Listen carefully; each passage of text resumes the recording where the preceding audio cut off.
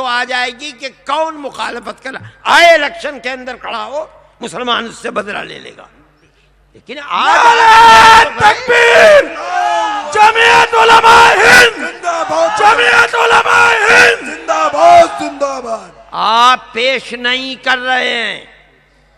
ہم یہ کہتے ہیں اور افسوس کے ساتھ کہتے ہیں کہ جن بلوں کو اپنی سیاست کے لیے مفید سمجھتے تھے ان کو پاس کر لیا گیا. جس کو نہیں سمجھتے تھے نہیں ہوا. ہم دیکھ رہے ہیں.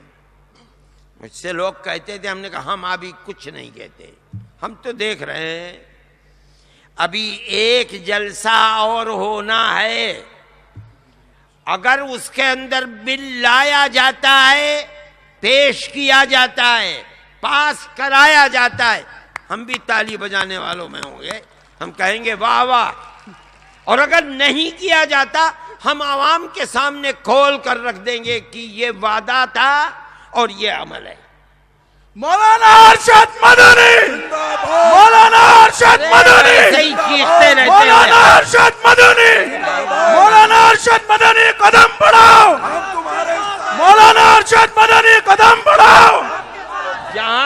جہاں نعرے لگانے کی ضرورت ہے تو گھر میں گھس جاتے ہو. یہاں کھڑے ہو کر کے نعرے تکبیر اللہ اکبر کر رہے ہو. انہیں بیٹھا گویا خواہ مخواہ کی بات ہے. وقت کم ہے مجھے, ویسے ہی تم وقت برباد کرتے ہو. میں یہ کہتا ہوں کہ گورنمنٹ کو کام کرنا چاہیے, بل کو پیش کرنا چاہیے, بل کو پاس کرانا چاہیے تاکہ آپ نے جو وعدہ کیا تھا اس وعدے کو پورا کریں. آج جو پرانی پارٹیاں ہیں, مجھے افسوس ہے, حقیقت یہ ہے کہ کانگریس کو ایسا نہ ہونا چاہیے تھا. میں خود کانگریسی ہوں اس لیے میں کہہ رہا ہوں. لیکن کانگریس بھی وہی ہے, وعدے کیے, وعدے کو پورا نہیں کیا. آپ دیکھ رہے ہیں آج ملک کا حال. ایک شخص آواز اٹھاتا ہے, ایک آدمی تنہا کیجریوال, اور کس طرح آندھی آفت بن کر اٹھتا ہے. جہاں جا رہا ہے ہر طاقت پرانی کمزور ہوتی چلی جا رہی ہے. مودی کو بھی دن میں تارے نظر آنے لگے. میں یہ کہتا ہوں کیوں, آخر سبب کیا ہے؟ ارے بابا 50 سال نہیں 65 سال گزر گئے حکومت کر رہے ہو. آج ایک نیا آدمی جس کا کچھ عطا پتہ نہیں کہ کون ہے کیا کرے گا, وہ ایک آدمی آواز اٹھاتا ہے, لگتا ہے کہ ہر آدمی اسی کی طرف کھینچا چلا جا رہا ہے. کیا وجہ ہے؟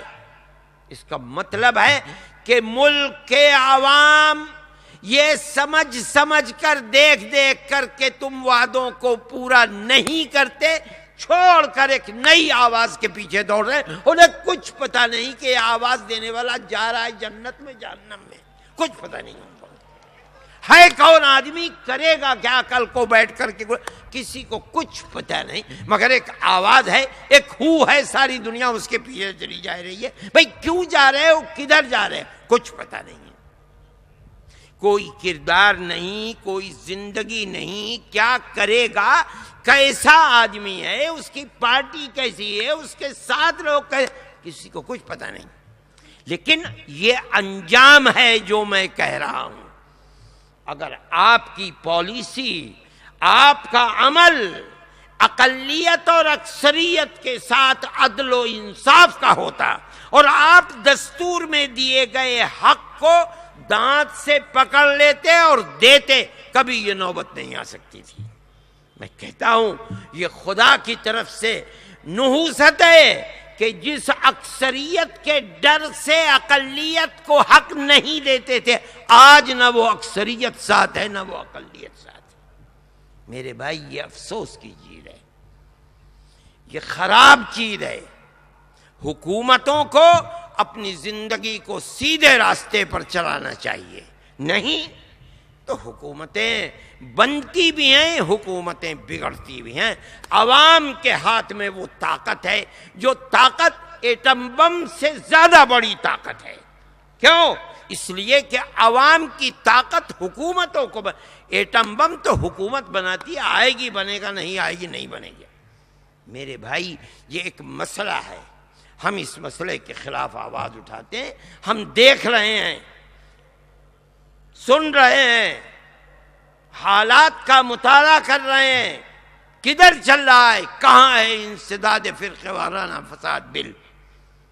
اگر بنے گا بہت اچھی بات ہے، نہیں بنے گا تو ملک کے عوام خود فیصلہ کریں گے کہ کیا کرنا چاہیے اور کدھر ان کو اپنا رخ بنانا چاہیے۔ میرے بھائی یہی حال دوسری چیز کا ہے کہ ریزرویشن دیا جائے۔ ہم یہ کہتے ہیں کہ ریزرویشن کی مسلمان کو کوئی ضرورت نہیں، ضرورت اگر پڑی ہے تو ان کو دستوری حق نہ ملنے کی وجہ سے پڑی ہے۔ گورنمنٹ کہتی ہے کہ ریزرویشن مسلم کے نام پر، مذہب کے نام پر نہیں دیا جا سکتا۔ میں کہتا ہوں کہ ترمیم کرو، دستور ہندوستان کا کوئی خدائی کتاب نہیں ہے کہ بندے اس میں ترمیم نہیں کر سکتے۔ ارے بھئی ہمارا ہی بنایا ہوا دستور ہے، آج سن 47 سے لے کر آج تک آپ دستور میں 18-19 دفعے ترمیم کر چکے ہیں، ایک ترمیم مسلمان کے لیے بھی کر دیجئے۔ کوئی ترمیم آپ نے مسلمان کے لیے نہیں کی۔ یہ 15-20-25 کروڑ کی آبادی اس ملک کے اندر، آپ بتائیے کہ آپ نے اس کے لیے کیا ترمیم کی ہے؟ ارے بھائی ایک ترمیم کر دیجئے، آپ نہیں ترمیم کرتے اور اس بنیاد پر آپ ان کو ان کا حق نہیں دیتے تو مسلمان کی ذہنیت تبدیل نہیں ہوگی تو کیا ہوگا بتائیے؟ جب فرقہ پرست طاقتیں مسلمانوں کی دکانوں کو آگ لگاتی ہیں، یہ سمجھ کر نہیں کہ یہ کون اپر کلاس کی دکان ہے اور کون تھرڈ کلاس آدمی کی دکان ہے، مسلمان کی دکان ہے، جلا دو، لوٹ لو، مار دو، قتل کر دو، گھر میں آگ لگا دو۔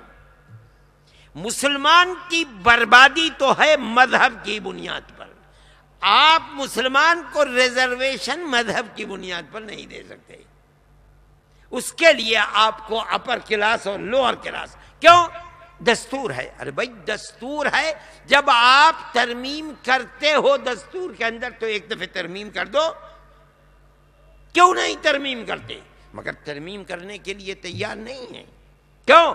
اس لیے کہ اکثریت اور فرقہ پرست طاقتیں ناراض ہو جائیں گے۔ میرے بھائی جب میں نے اس مسئلے کو بہت اٹھایا، انسداد فرقے وارانہ فساد کو، تو میرے پاس توگڑیا ڈاکٹر جو ہیں RSS اور BJP کے صدر تھے، ان کا میرے پاس خط آیا اور انہوں نے کہا کہ ہم اس بل کو پاس ہونے نہیں دیں گے۔ دیکھیے کیا طاقت ہے، ایسا معلوم ہوتا ہے جیسے اللہ ہیں، نہ انہیں کبھی موت آئے گی نہ انہیں کبھی ڈیفیٹ ہوگی۔ ہم اس بل کو پاس نہیں ہونے دیں گے، ہم اس کے خلاف رائے عامہ کو بنائیں گے اور نتیجہ یہ ہوگا کہ یہ بل پاس نہیں ہوگا۔ ہمیں تو اس سے کوئی بحث نہیں، بھائی ہمارا کام تو کوشش کرنا ہے، خدائی طاقت ہے ہمارا ماننا اور ہمارا ایمان ہے، ہمارا کام محنت کرنا، کوشش کرنا ہے، اخلاص نیت کے ساتھ ہم وہ کوشش کر رہے ہیں اور جب تک رہیں گے کوشش کرتے رہیں گے۔ کامیابی ہوتی ہے نہیں ہوتی یہ اللہ کے قبضے قدرت کے اندر ہے۔ ہمارا یہ مطالبہ ہے کہ ریزرویشن دیجئے۔ ریزرویشن کی باتیں بھی مختلف لوگ کرتے رہے ہیں، سماجوادی پارٹی نے بھی کی تھی، انہوں نے تو حد ہی کر دیا، انہوں نے کہا ہم 18% ریزرویشن دیں گے۔ اچھا وہ 18 ہماری سمجھ میں اللہ میاں یہ 18% ریزرویشن کا، میں نے کہا نیتا جی بھائی وہ 18% ریزرویشن، وہ تو 4% کے اوپر وہ سپریم کورٹ میں چلے جاتے ہیں، میں نے کہا تو 18% کا کیا ہوگا، خاموش ہو گئے۔ لیکن میری اکلیش سے بات چلی ایک اور چیز کے اندر، اور اس نے اس کو مانا جو میں کہ اگر وہ بھی کر دیا انہوں نے تو میں یہ سمجھوں گا کہ وہ جو وعدہ کیا تھا وہ اس طرح تو پورا نہیں کیا مگر یہ کہ دوسری طرح پورا ہو گیا. میں ان کی بدھائی دوں گا اگر انہوں نے کر دیا. لیکن میں دیکھ رہا ہوں میرے بھائی ہمارا کام سیاست نہیں ہے. جمعیت علماء ہند کوئی سیاسی جماعت نہیں ہے. ہمیں پارلیمنٹ اور اسمبلی کی سیاست سے ایک ناخون کے برابر بھی کچھ نہیں لینا ہے. ہم خدا کو گواہ بنا کر کہتے ہیں اللہ کی قسم کھا کر کے کہ نہ ہمیں دلچسپی ہے پارلیمنٹ سے، نہ راج سبھا سے، نہ لوک سبھا سے، نہ اسمبلی سے، نہ چیئرمینی کی ممبرشپ سے. ہمارا یہ کام نہیں ہے. جمعیت علماء ہند تو ایک خدمت کرنے والی جماعت ہے. ہم خدمت کرتے رہے ہیں، کر رہے ہیں اور ہم خدمت کرتے رہیں گے. اور ہم سمجھتے ہیں کہ جمعیت علماء کے ہر کینڈیڈیٹ کو، ہر ممبر کو خدمت کرتے رہنا چاہیے اور اس کا پریشر ڈالنا چاہیے. عوام کی طاقت بہت بڑی طاقت ہے. اس کا پریشر ڈالنا چاہیے کہ حکومتیں مجبور ہوں اور مجبور ہو کر ہم کوئی خصوصی رعایت مسلمان کے لیے نہیں چاہتے. ہمارا تو یہ ہے کہ جو دستوری حق ہے مسلمان کا آپ وہ دستوری حق مسلمان کو دیجیے اور کچھ نہیں چاہتے. مگر میرے بھائی میں تو میرا تو دل دکھا ہوا ہے. سچ کہتا ہوں میں تو پریشان ہوں. میں ہر ایک کو نہیں کہتا ہوں. دیکھو میں یہ کہتا ہوں کہ مسلمان کو اپنی طاقت کا استعمال کرنا یہ بہت بڑی چیز ہے. ملک کے نظام کے اندر سیکولرزم ہے، اسی لیے الیکشن آپ کرتے ہیں اور الیکشن میں جس کو جی چاہتے ہیں بیٹھال دیتے ہیں اور جس کو جی چاہتے ہیں اتار کر بیک بینی اور دو گوش باہر کر دیتے ہیں. یہ یقیناً جمہوریت ہے. میں کہتا ہوں اگر خدا نخواستہ بی جے پی اور آر ایس ایس تنہا ملک کے اوپر قابض ہو گئیں. ایک تو ہے کہ 10-5 پارٹیوں کو جوڑ کر حکومت کرنا، ایک ہے تنہا خدا نخواستہ اگر حکومت کریں گے. یاد رکھیے گا سب سے پہلے مسلمان سے ووٹ کی طاقت کو چھینا جائے گا. پھر اس کے بعد کیا انجام ہوگا اس کو آپ تصور نہیں کر سکتے. اس لیے یہ ضروری ہے کہ مسلمان کو جٹ کر، میں کہتا ہوں تنہا مسلمان نہیں، وہ ہندو جو فرقہ پرست ذہنیت نہیں رکھتا ہے، اقلیت اور اکثریت کو مل کر اس ملک کو تباہی سے بچانے کے لیے اس ملک کے اندر سیکولرزم کو مضبوط کرنا چاہیے. آپ حضرات پورے صوبے سے آئے ہیں. میں جمعیت علماء کے ہر ممبر کو جماعت کی طرف سے یہ پیغام دیتا ہوں کہ یہ وقت آر پار کی لڑائی کا وقت ہے.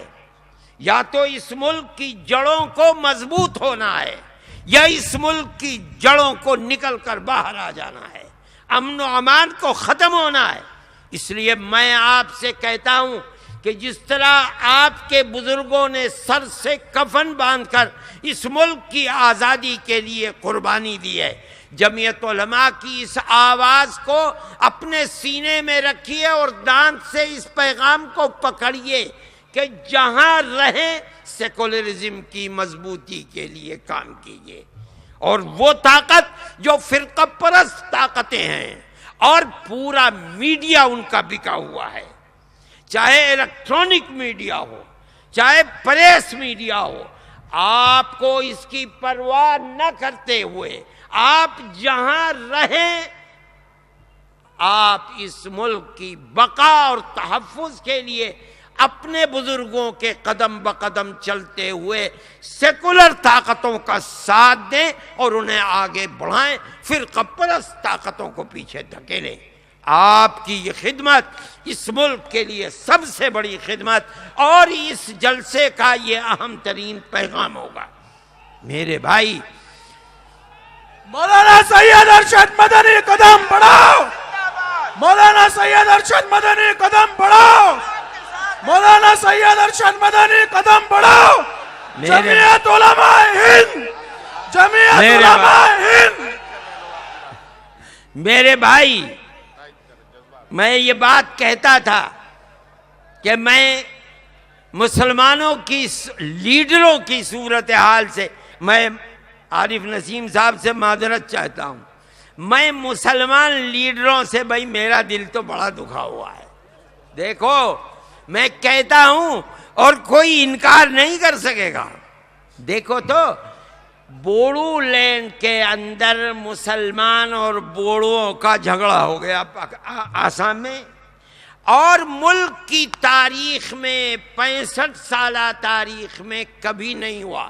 وہاں ہو گیا 3.5 لاکھ مسلمانوں کے گھر جلا دیے گئے، لوٹ لیا گیا، بہت سو کا قتل ہو گیا، اور سب کو نکال کر خانہ بدوش بنا کر کے کیمپوں میں پھینک دیا۔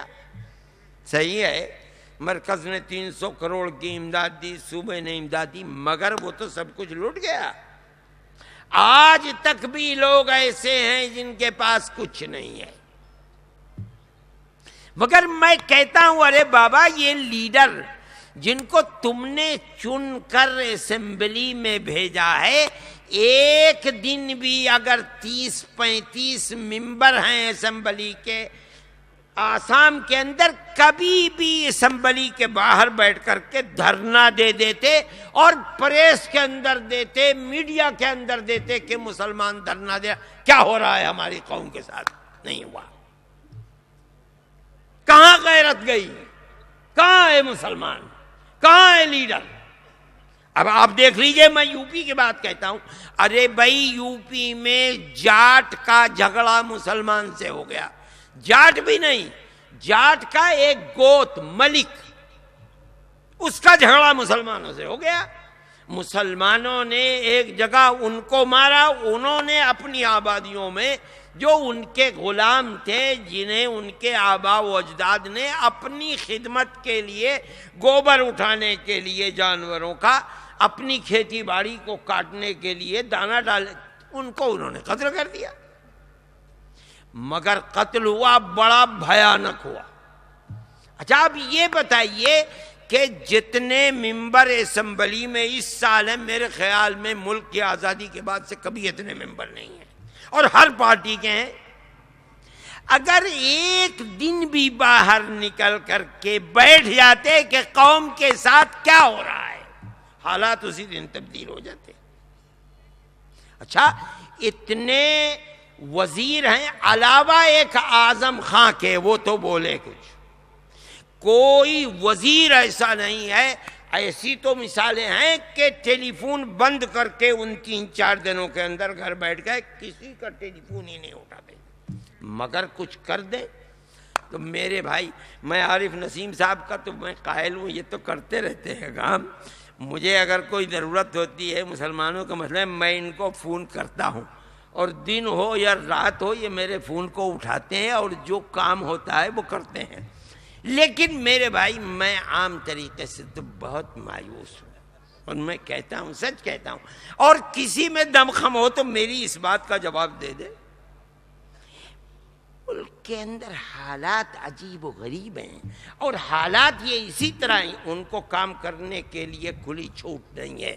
اگر کرو گے نکال کر کے باہر کر دیا جائے گا۔ اتنے بیچارے بیٹھے رہتے ہیں چین سکون، یہ ہمت کے آدمی ہیں، ہتری کی دھتری کی بھی کر دیتے ہیں اور برا بھلا کہہ کر کے اپنے کام کو نکال لیتے، مگر ہر آدمی ایسا نہیں ہوتا ہے۔ میرے بھائی یہ حالات ہیں، لیکن ہمیں انہی حالات کے اندر جینا ہے۔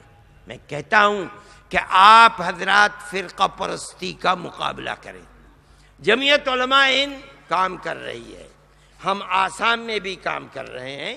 جو بچے بوڑو لینڈ کے اندر تھے، ہم نے اس میں سے بہتر بچوں کا انتخاب کیا اور ان کو بہتر سے بہتر اسکول کے اندر پہنچایا۔ ان بچوں کے کھانے پینے ہر چیز کی ذمہ داری جمعیت علماء کر رہی ہے۔ ہر تیسرے مہینے جو ہوتا ہے ہم کرتے ہیں۔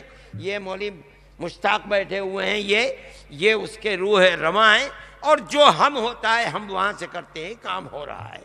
ہم پھر رہے ہیں، گھوم رہے ہیں، ان کو آباد کرانے کی کوششیں بھی کر رہے ہیں۔ ہمارا ایک مسئلہ اٹکا ہوا ہے کہ بوڑو لینڈ کے اندر زمین غیر بوڑو لینڈ کا آدمی نہیں خرید سکتا۔ اس بنیاد کے اوپر ہم مکان نہیں بنا پا رہے ہیں وہاں، لیکن وہ پیسہ جو ہمارے پاس وہاں مکان بنانے کے سلسلے میں ہے، ہم نے اس کو آسام ہی میں رکھ چھوڑا ہے۔ ہمیں جس دن کیس ہم نے ڈال رکھا ہے، جس دن اجازت مل جائے گی انشاءاللہ ہم ان کے لیے مکان بنانا شروع کر دیں گے۔ یہ ہمارا ایک کام ہے، ہم کر رہے ہیں۔ پھر دوسری بات آسام کے اندر، آسام تو بالکل کنارے کا حصہ ہے، وہاں ایک مسئلہ ہے، اس لیے کہ وہاں مسلم آبادی کسی صوبے میں کشمیر کے بعد سب سے بڑی آبادی آسام کے اندر ہے۔ وہاں کی فرقہ پرست طاقتوں نے وہاں کی انتظامیہ سے مل کر ایک کام کر لیا ہے کہ راستہ چلتے ہوئے جس آدمی پر ڈاؤٹ فل ہو کہ یہ بنگلہ دیشی ہے، اس کا ہاتھ پکڑا اور کہہ دیا کہ یہ بنگلہ دیشی ہے۔ اب اس کا نام، اسے کوئی کہنے کی ضرورت نہیں، پولیس اس کو پکڑے گی، لے جا کر کے جیل جو کیمپ ہیں اس کو، اس کے بچوں کو، اس کی بیوی کو، کسی کو زنانہ کیمپ کے اندر، بچوں کو بچوں کے کیمپ کے اندر، شوہر کو مردوں کے الگ الگ کر دیا۔ اس میں ہندو بھی ہیں، مسلمان بھی ہیں، بنگالی ہندو بھی ہیں۔ جمعیت علماء ہند ان کے کیس لڑ رہی ہے، تقریباً 500 کیس ہم لڑ رہے ہیں۔ اللہ کا شکر ہے 350 کیس یا 450 کیس ہم کامیاب ہو گئے۔ 208 اور 125 اور ہیں، 208 یہ ہیں اور 125، 450 کیس کے اندر کامیابی ہو چکی ہے۔ ہر کیس میں کہیں 5000 کہیں 3000 ہم وکیل سے سودا کرتے ہیں اور کیس لڑتے ہیں، اور اس کے اندر ہندو بھی جیت رہے، مسلمان بھی۔ صرف تنہا مسلمان کا نہیں ہے، جمعیت علماء کا کردار تو تنہا ہم مصیبت میں ہر ایک کی مدد کرتے ہیں، اور اللہ کا شکر ہے ہمیں کامیاب۔ اب بڑی کثرت کے ساتھ لوگ آ رہے ہیں کہ صاحب ہم بھی ڈاؤٹ فل ہیں، ہم بھی اس کے اندر ہیں، ہم بھی اس میں اس سے ابھی تو 10 بجنے میں 20 منٹ باقی ہیں۔ میں کہتا ہوں ہم اس مسئلے کے اندر کام کر رہے ہیں، اور اللہ چاہے گا اگر 1,00,000 آدمی بھی آئیں گے، ہم 1,00,000 آدمیوں کے مقدمات کو لڑیں گے اور انشاءاللہ کامیابی ہوگی۔ اسی طرح جمعیت علماء ہند، جمعیت علماء ہند، مولانا ارشد مدنی، مولانا ارشد مدنی، جمعیت علماء ہند، تحفظ جمہوریت کانفرنس، تحفظ جمہوریت کانفرنس، ہندوستان، ہندوستان۔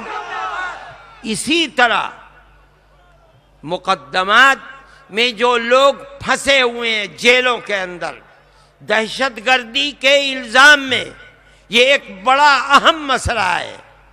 اس مسئلے کے اندر جو کردار جمعیت علماء کا اور خصوصیت سے مہاراشٹر کی جمعیت علماء کا ہے، کوئی اس کردار کو پیش نہیں کر سکتا ہے۔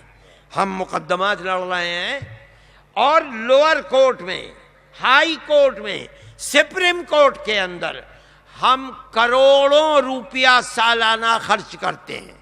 صحیح ہے، ہمارا پیسہ نہیں ہے، قوم ہمیں دیتی ہے اور ہم قوم کے اوپر خرچ کر دیتے ہیں۔ یہ مسئلہ چل رہا ہے، آج بھی سپریم کورٹ کے اندر کیس چل رہا ہے۔ آج میں نے وکیل سے معلومات کی، انہوں نے مجھے اس کی تفصیل بتائی۔ وہ لوگ جو اکثر دھام مندر کے اندر پھنسے ہوئے ہیں، اور لوور کورٹ نے، گجرات کی اور ہائی کورٹ نے ان کو پھانسی کی سزا دے دی ہے، ہم ان کے کیس کو سپریم کورٹ میں لڑ رہے ہیں۔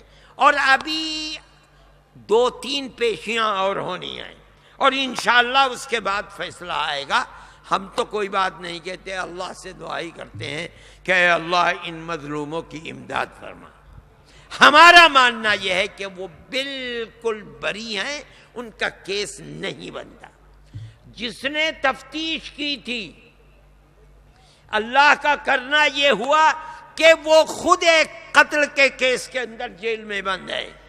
پھر اور مصیبت یہ پڑی کہ ایک ہی جوان بیٹا تھا، وہ بھی مر گیا۔ وہ ان کے ساتھ اٹھتا بیٹھتا ہے، جیل کے اندر رہتا ہے، احمد آباد کی جیل کے اندر، اور کہتا ہے کہ میرے اوپر مصیبت تم ہی لوگوں کی وجہ سے آئی ہے۔ میرے بھائی، جمعیت علماء ہند اس کے لیے کام کر رہی ہے اور برابر کرتی رہے گی انشاءاللہ۔ اور ہم اس چیز کو کہتے ہیں، اور آپ سے ہم نے جو پیغام دیا ہے، ہم یہ مانتے ہیں کہ آپ اس پیغام کو آگے بڑھائیں گے۔ آپ پوری طاقت خرچ کریں کہ سیکولر پارٹیوں کو آگے لے کر آئیں، سیکولرزم کی بنیاد کو مضبوط کرنے کے لیے کام کریں۔ 2 طریقے پر، ایک تو خراب بات یہ ہے کہ کسی کا ووٹ جائے فرقہ پرست پارٹی کو، اس سے زیادہ خراب بات یہ ہے کہ آپ اپنے ووٹ کو منتشر کر دیں، یہ بھی فرقہ پرستی کی تائید ہے۔ ایسا نہیں ہونا چاہیے۔ آپ جہاں رہیں، ہندو اور مسلم میں کام کر کے ان کو اس پر تیار کریں کہ متحد ہو کر کے فرقہ پرستی کی بنیاد کو کھوکھلا کرنے کے لیے آپ آگے بڑھیں، اور سیکولرزم کی تائید کرنے کے لیے کمر بستہ ہوں، اگرچہ ملک کے حالات بدل رہے ہیں۔ اور نریندر مودی RSS اور BJP کے پیروں کے نیچے سے زمین نکالنے کے لیے اللہ نے کیجریوال کو اٹھا کر بھیجا ہے، یہ صحیح ہے، لیکن اس کے ساتھ ساتھ آپ کو بھی ہوش سے کام لینا چاہیے، اور اپنے جڑوں کو مضبوط کرنے کے لیے، ملک میں امن و امان کو پیدا کرنے کے لیے، اور سیکولرزم کی جڑوں کو مضبوط کرنے کے لیے، فرقہ پرست طاقتوں کے منہ کو کالا کرنے کے لیے آپ کام کریں اور کمر بستہ ہو کر کام کریں۔ ہمارا یہی پیغام ہے جمعیت علماء کا۔ دوسری بات یہ ہے کہ میرے بھائی، میں کہتا ہوں اور قوت کے ساتھ کہتا ہوں کہ جس طرح آگ کو آگ سے نہیں بجھایا جا سکتا، اسی طرح یاد رکھو فرقہ پرستی کو فرقہ پرستی سے نہیں مات کیا جا سکتا۔ اگر فرقہ پرستی کی مخالفت کرنی ہے تو پیار و محبت کے دیے جلانے ہوں گے۔ دیہات میں رہتے ہو تب، شہر میں رہتے ہو تب، قصبوں میں رہتے ہو تب، جہاں رہتے ہو، ہندو مسلم اتحاد اور پیار و محبت کی بنیادوں کو مضبوط کرو۔ ملک اسی طرح باقی رہے گا اور اسی طرح ملک کو ترقی ملے گی۔ ہم اس ملک کے وفادار ہیں، ملک یہ ہمارا ہے، اس لیے ہمیں اس ملک کی حفاظت کے لیے جس طرح ہمارے بزرگوں نے کام کیے تھے ہمیں کرنے چاہیے۔ اللہ تعالی آپ حضرات کی یہاں حاضری کو قبول فرمائے اور اس جلسے کو اپنے انجام اور مقاصد کے اعتبار سے اللہ کامیابی عطا فرمائے اور شرور و فتن سے محفوظ و مامون فرمائے۔ اللہم انا نشہدک انت اللہ لا الہ الا انت انت الاحد الصمد الذي لم يلد ولم يولد ولم يكن له كفوا احد۔